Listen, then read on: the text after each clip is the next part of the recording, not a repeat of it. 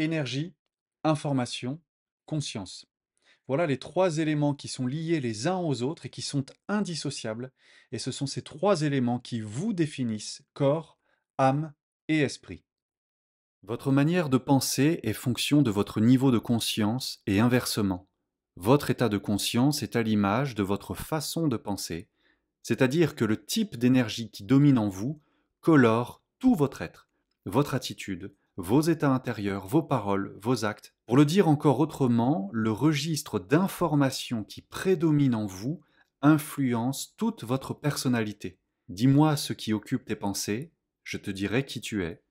Montre-moi comment tu agis, je te dirai quelle force t'anime. As-tu conscience de qui tu es? Ce qui est en bas est comme ce qui est en haut, et ce qui est en haut est comme ce qui est en bas. Ainsi, l'homme est-il à l'image du ciel et de la terre, ou la triade terre, ciel, homme. Les sept planètes, Saturne, Jupiter, Mars, le Soleil, Vénus, Mercure et la Lune, ne sont pas seulement des astres célestes qui influencent la Terre, ils sont aussi des forces agissantes internes à l'humain. Ces planètes sont les sept chakras majeurs de l'être humain, sept centres ou sept énergies qui régissent sept types d'informations en vous. Et notre conscience est fonction de l'harmonie ou du conflit qui règne entre ces niveaux d'énergie. L'utilisation excessive ou incorrecte d'un centre d'énergie pourra entraîner, par réaction en chaîne, un déséquilibre sur l'ensemble de votre structure. Si je ne fais entrer que de l'information BFM TV ou France TV dans mon espace mental, je risque de saturer d'informations anxiogènes et créer du surmenage, voire des états d'angoisse. A l'inverse, si je ne me connecte que à des flux New Age d'informations angéliques, galactiques, je risque de perdre pied avec mon ancrage, voire avec la réalité. Tout est question de bon sens et d'équilibre. Mais pour cela, faut-il encore connaître son architecture fondamentale, son propre câblage interne. Car si vous l'ignorez, d'autres le seront à votre place et en profiteront à votre insu. Homme, connais-toi toi-même et tu connaîtras l'univers et les dieux. Il ne s'agit pas d'entités surnaturelles ou de confins universels abstraits, mais de vous, de vos centres énergétiques et de vos états de conscience associés. Comment nourrir mon enracinement et parvenir à la stabilité? Comment nourrir ma créativité et prendre soin de mon énergie vitale? Comment maîtriser ma puissance et mon pouvoir personnel? Comment vivre la paix intérieure et l'amour que je porte en moi? Comment parvenir à une haute expression de moi-même par la communication? Comment vivre des états psychiques inspirants?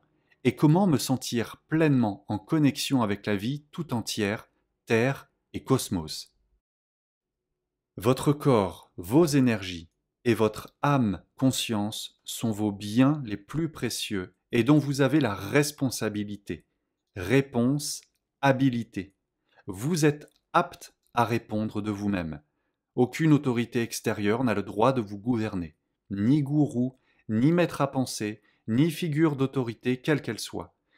Vous détenez les clés de votre architecture et vous bâtissez une demeure illuminée que vous habitez à mesure que vous maîtrisez chacune de vos énergies et que vous sélectionnez chacune des informations qui entrent et qui sortent de vous. Mais si vous n'habitez pas pleinement votre maison à tous les étages, d'autres maçons et d'autres marchands viendront y ériger un temple pour satisfaire leurs intérêts personnels. Vous faire ingérer plus de peur, plus d'insécurité, plus de désir et plus d'adrénaline, plus d'émotions fortes à grand renfort de divertissement et de spiritualité dogmatique pour vous faire oublier qui vous êtes.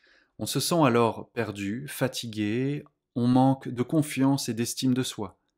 C'est cela être désinformé. Avoir fait entrer tellement d'informations, donc tellement d'énergie extérieure, qu'on ne sait plus quelle est notre information, notre énergie originelle et nos besoins fondamentaux, car on ignore qui l'on est. Ce faisant, on laisse à des influenceurs la possibilité de nous gouverner corps, énergie, âme, esprit. C'est pourquoi je vous invite à vraiment vous connaître et à explorer le mystère de votre vie. C'est-à-dire devenez taologique, cohérent avec vos forces, cohérent avec vos ressources et avec vos besoins fondamentaux, et tout simplement pour vivre en harmonie avec vous-même, avec la vie.